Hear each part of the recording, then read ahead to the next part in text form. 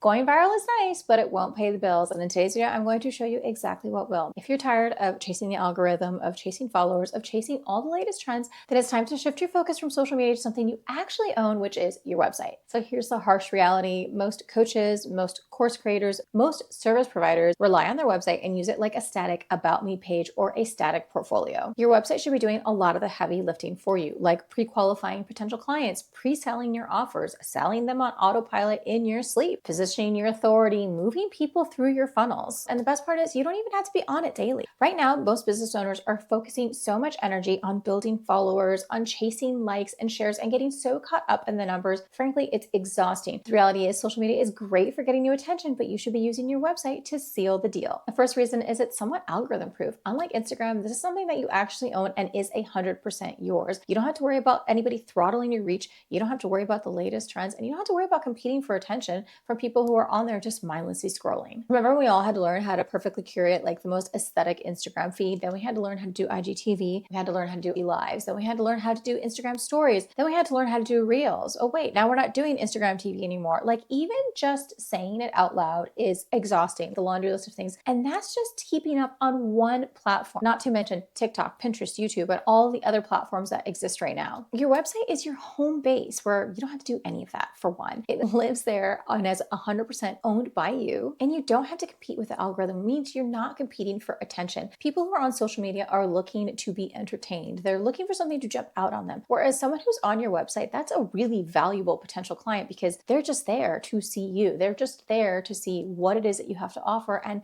maybe potentially work with you. The next reason is because first impressions really matter. And at the end of the day, when somebody follows you on social media, if they are looking to book a call with you, enroll in your course, or potentially buy from you, I guarantee the next thing that they're going to check is your website. This really either builds trust or breaks it all together. If it's polished and pretty, if the copy is clear and conversion ready, if they feel like it looks professional and it feels professional and it sounds like it too, then you have a great potential lead on your hands. On the other hand, if it's totally unprofessional, if it's a cluttered mess, if it looks like a janky DIY website, then you probably lost a potential client for good. Again, social media is excellent for discovery and for top of funnel person, but when someone's going to dig deeper and check you out, they're going to head to your website next. The next major reason to focus more attention here is because it is your 24/7 sales team, and is one of my personal favorite reasons on why you should focus more on your website. Great website copy can do pretty much everything for you, from building desire and attention to answering any potential objections to actually closing the deal for you without you even needing to jump on a sales call. And while a great social media strategy is excellent for awareness, your website is really there to help close the sale. Now, this is assuming you have great copy, of course, but great copy really does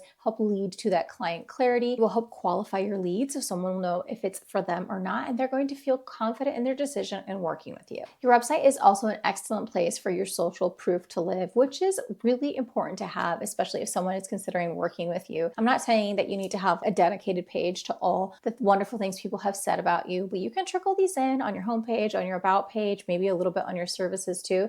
And people really rely on this, on what others have said and what other people's experience has been in working with you. This really helps reinforce your credibility and it helps build momentum. Another one of my favorite reasons on why you should rely a little bit more on your website is it literally makes sales in your sleep. This happened to me this morning actually. When I woke up, I checked my email and I had a sale, and that wouldn't have happened if I did not have a good website, if I didn't have anything to offer, if I didn't have a great copy guided this person that went and bought something from me just this morning. You can be on vacation and making sales around the clock. You don't have to be on the phone. These people are already vetted for you. With the right copy, someone can go from just a curious casual buyer to a customer. And it can go from someone who's just browsing casually to booking a call to potentially working with you one-on-one. This is literally the only part of your business that works for you 24/7 in your sleep without you needing to jump on a call, without you needing to be there present. There's so many things that it can do for you on autopilot, and you can just set it up and it works so hard for you. I did promise you a bonus tip, because I'm not saying that you need to ditch social media altogether, but one key thing that people miss